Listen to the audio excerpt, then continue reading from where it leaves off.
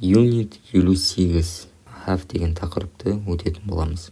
Have деген менде бар деген мағына. Я имею, у меня есть, менде бар. I have a pen, менде қалам бар. Осы have-тің екі түрде айтуға болады. Немесе тек have деп айта салуға болады, немесе have got деп айтуға болады. Have got. Мысалы, I have a pen, менде қалам бар. Немесе I have got a pen, менде қалам бар. Got қосамыз. I've got қысқа түрі I have got. I've got something, менде бір нәрсе бар. Немесе I have something, менде бір нәрсе бар. Яғни it's mine, это мое, бұл менікі. It's mine деген мағына. I have a pen, менде қалам бар. It's mine, ол менікі деген мағына. Яғни қалам. Мысалдарға қарайық. I've got a new car. Менде жаңа көлік бар. I've got a new car. Дәл осылай got талпсап, I have a new car. Менде жаңа машина бар деп айтуға болады. Sue has got long hair. Сьюдің ұзын шашы бар. Немесе Sue has long hair. Сьюдің ұзын шашы бар. Енді осы have got пен I have сұраққа келген кезде өзгеріске ұшырайды. Егерде have got пен қолданып жүрген болсаңыз, онда сұрақ былай болады. Have they got any children?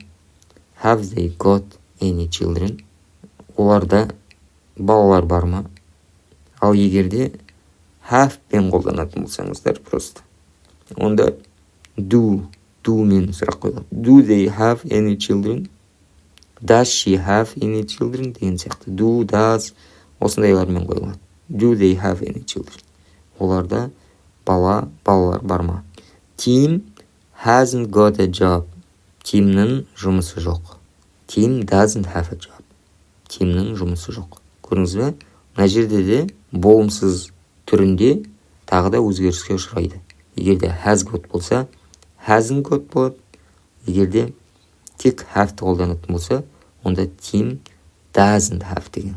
Енді бір кішкене тереңірек кіріп, неге олай екенін түсініп қарайтын болсақ, енді түсінсеңіз түсіндіңіз, түсінбесеңіз уайымдамай-ақ қойыңыз. Дәл солай просто қабылдаңыз.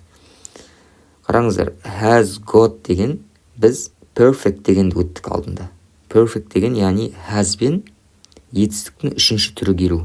I have cleaned my shoes деген келді бұрында. Мен аяқ киімді тазарттым. Яғни қазір менде таза аяқ киім тұр. Результаты бар. Соны perfect етістігі дейді. Have бен етістіктің үшінші түрі келеді. Мына осы нәрсе I have got деген осы perfect қараңыз. I have get-тің үшінші етістігі тұр. I have got. Енді сол perfect-ті алдыңғы сабақты, алдындағы сабақтарда қарап көріңіз, present perfect деген сабақты. Қайттан қайталап. Сұрақтары, болымсыздары қалай келеді? Дәл осындағыдай келеді.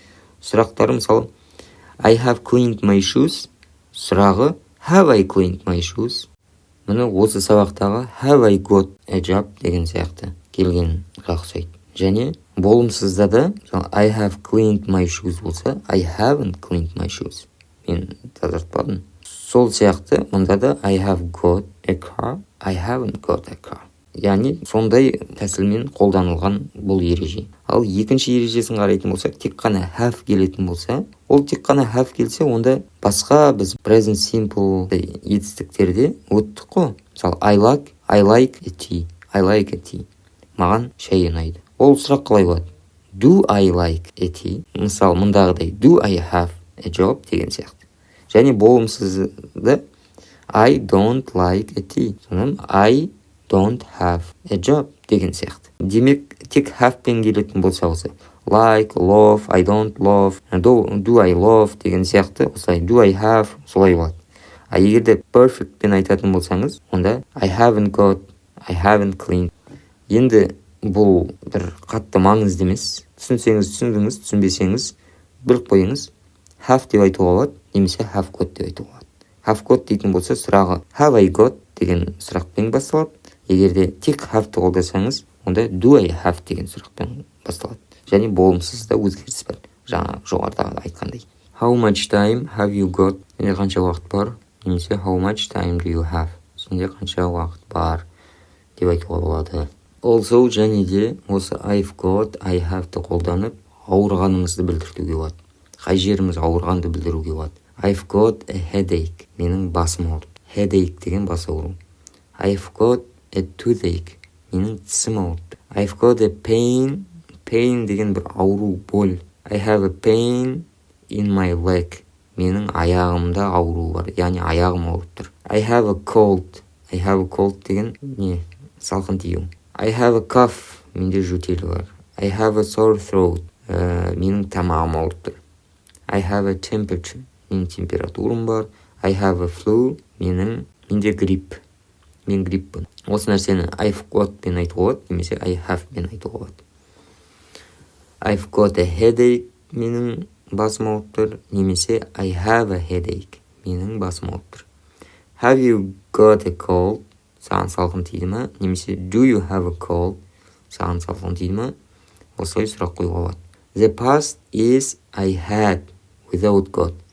Егер де өткен шақпен айтатын болсақ, менде болды деп. I had a pen. Менің қаламым болды. Онда got келмейді. Got болмайды. Gotпен айтылмайды. I didn't have. Менде жоқ. Did you have? Сенде бар ма? Осы сұрақтар didn't пен didпен келеді. Жаттап қалыңыздар. I've got-ты именно өткен шаққа келген кезде қолданбайсыз. When I first met Sue, she had short hair. Мен Сьюді бірінші рет кездестірген кезімде оның шашы қысқа болды. He didn't have any money because he didn't have a job. Оның еш ақшасы жоқ, себебі оның жұмысы жоқ. Did you have enough time to do everything you wanted? Сенің жеткілікті уақытың бар ма қалаған нәрсенді істеуге? Did you have enough time to do everything you wanted? Және де тамақ ішу немесе душқа түсу деген кездерде де осыны have-ты қолдануға болады. Have breakfast деген кезде мен таңғы ас ішіп жатырмын деген. Мен have деген мына жерде уже менде бар деген мағынамен айтпайсыз. Have breakfast. Тамақ ішіп жатырмын. Осылай қабылдаңыз. Have breakfast. Тамақ ішіп жатырмын. Немесе have a shower. Мен душқа түсіп жатырмын. Have орыс тілінде принимать деген келеді. Принимаю завтрак, принимаю душ. Have a breakfast. Have breakfast деген, то есть have a breakfast емес. In these expressions, have, eat, drink, take, etc., you can use have got. You can't use have got. Сен have got-ты қабылдай алмайсың, қолдана алмайсың дейді. Яғни, you have got breakfast деп айтпайсыз. Тек have пен келеді. Have breakfast, таңғы, ас ішу. Have lunch, түскі ас. Have dinner, кешкі ас. Have a meal, тамақ ішу. Have a sandwich, sandwich жеу. Have a pizza, pizza жеу. Have a cup of coffee, чашка кофе ішу. Have a glass of milk, стакан сүт ішу. Have something to eat, бір нәрсе жеу. Have something to drink, бір нәрсе ішу. Where's Liz? Liz қайда? She's having lunch. Ол не істеп жатыр? Обед ішіп жатыр дейді. She is having lunch. Түскі ас ішіп жатыр. I don't usually have breakfast. Мен әдетте түскі ас ішпеймін дейді. I had 3 cups of coffee this morning. Бүгін таңертең мен 3 чашка кофе іштім дейді. Have a biscuit. Have a biscuit деген бисквит же деген сияқты ұсынған кезде де have пен айтасыз. Have a biscuit. Thank you деп алғысын білдіріп жатыр. We also use have, not have got in these expressions. Бұл сөйлемдерде де біз have-ты қолданамыз. Have got-ты емес. Have a bath, ваннаға түсу. Have a shower, душқа түсу. Have a rest, демалу. Have a holiday, тоже демалу. Каникулда деген сияқты. Have a party, вечеринкалау. Have a nice time, жақсы күн өткізу, жақсы уақыт өткізу. Have a good trip, путешествие жақсы. Have fun, андай бір веселиться, орыс тілінде айтатын болса. Have a walk, жаяу жүріп қайту, жүру. Have a swim, жүзу. Have a game, ойнау. Have a game of tennis мысалы. Have a game of football. Have a dream, армандау. Have an accident. Бір жағдайға түсу. Мысалы, I have a car accident. Мен аварияға түстім. Машина авариясына түстім. I have a car accident деген сияқты. Have a baby. Босану кезде айтады. She had a baby. Оның баласы бар. Яғни ол босанды. Have a look. Бір көз назарын салу. Орыс тілінде взглянуть. Have a look at something. Бір нәрсеге қарау. Let's have a look. Давай қарайық. Давай взглянем. I had a shower this morning. Мен осы таңертең душқа түстім дейді. We're having a party next week. Келесі аптада біз вечеринка ұйымдастырамыз дейді. Яғни вечеринка болады бізде дейді. You must come. Сен келу керексің. We're having a party next week. You must come. Біз келесі апта вечеринка жасаймыз. Сен келу керексің дейді.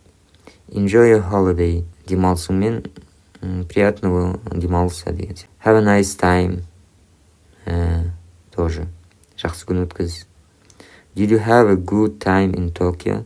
Токиода жақсы уақыт өткіздің бе? Sandra has just had a baby. Сандра жаңа ғана босанды. Can I have a look at your newspaper? Сенің газетіне қарасам бола ма дейді. Могу я взглянуть в твою газету? Мына жерде кейбір бір айырмашылықтарды қарап жіберейік. Compare, салыстырыңыз дейді. Have got or have қолданатын болсақ, have got да have да қолданатын болсақ, яғни менде бар деген мағынада айтатын болсақ, онда қараңыз. I've got немесе I have a new shower. Менде жаңа душ бар. Яғни бір сатып алған жаңа душ. It's very good. Ол өте күшті. I've got a new shower. Картинканы қарасаңыз, жаңа душ сатып алған. Егер де have got-ты қолданбай, have-ты қолданатын болса, тек қана I have a shower every morning. Мен әр таңертең душқа түсемін. Have a shower деген ол душқа түсу. Менде душ бар деген мағына емес. Where's Paul? Paul қайда? He's having a shower. Ол душқа түсіп жатыр. Яғни he's washing now. Қазір жуынып жатыр ол. Мына картинкада I've got a new shower деп тұр. Менде жаңа душ бар деп тұр. Енді душқа түсіп жатыр. I'm having a shower. Мен душқа түсіп жатырмын. Осы екі разницаны түсініңіз. Осымен сабағымыз бітті. Ұнаса лайк басыңыздар, комментарий жазыңыздар. Осы сабақтарды жалғастырып жазуыма да бір себепші болған сіздердің комментарияларыңыз. Біреулеріңіз жазып жатыр. Сабақты жалғастырасыз ба деп. Біреулер алғысын білдіріп жатыр. Сол да себеп бар мотивация болуға.